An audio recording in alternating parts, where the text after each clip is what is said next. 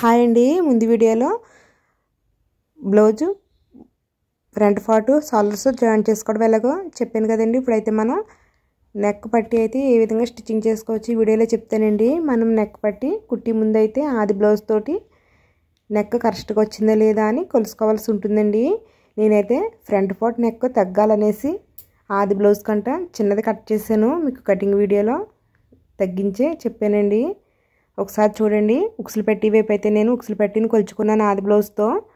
పావు inch extra వచ్చింది. అది మన కుట్టు కోసం ఉపయోగపడుతుంది. అలాగే నేను ఉక్సులు పెట్టి వైపు నెక్ని కొలిసానండి. చూసారు కదా, 3/4 ఇంచు తక్కువ వచ్చిందండి ఆది బ్లౌజ్ కంట. చూడండి, నేను కావాలని తగ్గించి కట్ చేశాను.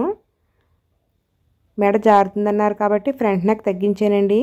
తర్వాత మళ్ళీ ఏ నెక్ ఆ నెక్ సపరేట్ కొలుచుకోవాలి. మళ్ళీ బ్యాక్ నెక్ నేను సపరేట్గా కొలుస్తున్నానండి. బ్యాక్ నెక్ అయితే నేను తగ్గించలేదు. సేమ్ ఆది బ్లౌజ్ ఎంత ఉందో అంతే కట్ చేశానండి. చూసారు కదా, ఇదైతే మనకి ఈక్వల్గా వచ్చింది. తర్వాత తాళ్ళు పట్టి దగ్గర కూడా నెక్ ఏ విధంగా వచ్చిందో చూద్దామండి. మనకి ఫ్రంట్ నెక్ ఇటు సైడు అటు సైడు కూడా ఒకే విధంగా తగ్గిందండి. రెండు కలిపి ఒకసారి కట్ చేస్తాం కాబట్టి నెక్కలు రెండు వైపు కూడా పావు ఇంచు సారీ అండి 3/4 ఇంచు తక్కువ వచ్చింది. అంటే ఈ బ్లౌజ్ కుట్టమన్న ఆంటీ గారు మెడ జారుతుందన్నారు అనేసి నేను బ్యాక్ నెక్ తగ్గించకుండా ఫ్రంట్ నెక్ తగ్గించాను. తర్వాత మనకి నెక్ కుట్టుకోవడం కోసం ఈ విధంగా 1 ఇంచు వెడల్పుతోటి క్రాస్ ముక్కలు అయితే కట్ చేసుకోవాలండి. ఈ క్రాస్ ముక్కల్ని ఒకదానికొకటి ఈ విధంగా జాయింట్ చేసుకోవాలి. మెడ జారి ప్రాబ్లం ఎక్కువగా ఉన్నవాళ్ళు నెక్ తగ్గించుకుంటే సరిపోతుందండి. చాలామంది బ్యాక్ నెక్ తగ్గిస్తే ఇష్టపడరు కాబట్టి నేను ఫ్రంట్ నెక్ తగ్గిస్తున్నానండి. చూసారు కదా, ఈ విధంగా మనం మెడపట్టిని రెడీ చేసుకోవాలి. మనం బ్లౌజ్ సైడ్ అతికి సైడు హెచ్చు తగ్గులేమూ లేకుండా సమానంగా ఉండేలా చూసుకోవాలి. ఈ విధంగా చూసుకుని ఇప్పుడైతే మనము నెక్ పట్టి అయితే స్టిచ్చింగ్ చేయొచ్చు. మనం అతికి పీస్ని ఆ పించు బయటికి ఎక్స్ట్రాగా వదులుకుని నెక్కి జాయింట్ చేయాలండి.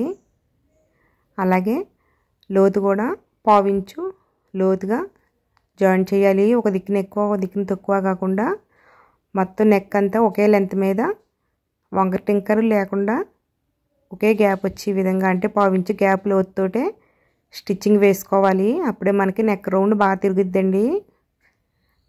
అలాగే రౌండ్ తిరిగే చోట చిన్న చిన్న కట్స్ పెట్టుకున్నామంటే నెక్ రౌండ్ బాగా తిరుగుద్ది. మీకు కనుక ఈ విధంగా నెక్ పట్టి కుట్టినప్పుడు హెచ్చు తగ్గులుగా కుట్టిన అదే వంకర టింకరగా కుట్టు వస్తే కనుక 2 కుట్టు వేసి సరి చేసుకోండి. ఈ విధంగా ముక్క అదుక్కున్నాం కదండి, మనం ఎక్స్ట్రాగా మడత పెట్టుకున్నది ఈ విధంగా మడత పెట్టాలి. ఈ కుట్ల మీద ఈ పీస్లో ఈ పీస్ని ఈ విధంగా మడత పెట్టాలండి. మనం వేసుకున్న కుట్లకి ఈ పీస్ని ఈ విధంగా మడత పెడితే పైన వైపు ఈ విధంగా వస్తుంది. దీన్ని అయితే మనం స్టిచ్చింగ్ వేసుకోవాలండి. మనకి బ్లౌజ్ మీద పడకుండా ఈ మెడపట్టి మీద మాత్రమే పడాలి. అది కూడా ఇటు సైడే పడాలండి, మధ్యకి పడకూడదు. ఈ రెండాటికి మధ్యని గ్యాప్లో కానీ లేకపోతే ఈ చివరి భాగాన్ని కానీ పడాలి. మీకు ఎలా వస్తుందన్నది చూపిస్తానండి. చూసారు కదా, కుట్టు అయితే ఈ చివరి భాగాన్ని వచ్చేలాగా వేసుకున్నాను.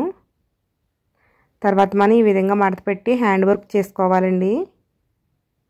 అప్పుడు బ్లౌజ్ నెక్ చాలా నీట్గా వస్తుంది. చూసారు కదా, సేమ్ ఒకే లెంత్ తోటి బ్లౌజ్ అంతా నెక్ ఒకలాగే స్టిచ్చింగ్ చేసుకుంటేనే మనకి నెక్ రౌండ్ బాగా అంటుంది. తర్వాత బ్యాక్ పార్ట్ మనకు నడుంబద్ద ఉంటుంది కదా, ఆ నడుంబద్దకి ఈ విధంగా పిన్నిస్లు పెట్టేసుకోండి. లేకపోతే మిషన్ మీద లూజు కుట్టన్న వేసుకోండి. చేతి పని చేసిన తర్వాత ఆ లూజు కుట్టు విప్పేసుకోవచ్చు. లేకపోతే కుట్టు వేసి విప్పడం ఎందుకు అనుకుంటే మీరు కూడా నాలాగా పిన్నిస్లు పెట్టేసుకున్నారంటే సరిపోతుంది.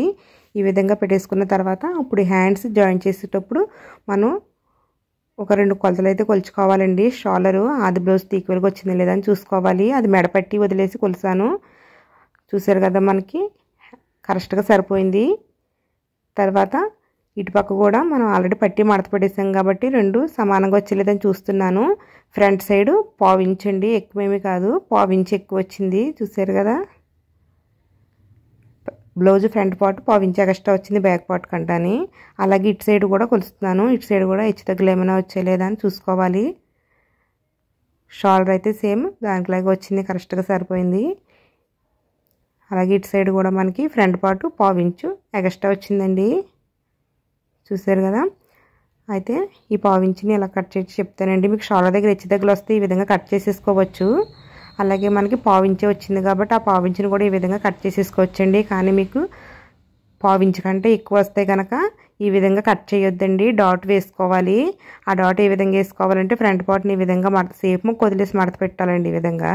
తర్వాత డాట్ ఈ విధంగా వేసుకున్నామంటే మనకి ఫ్రంట్ పార్ట్ పొడవు తగ్గిద్ది.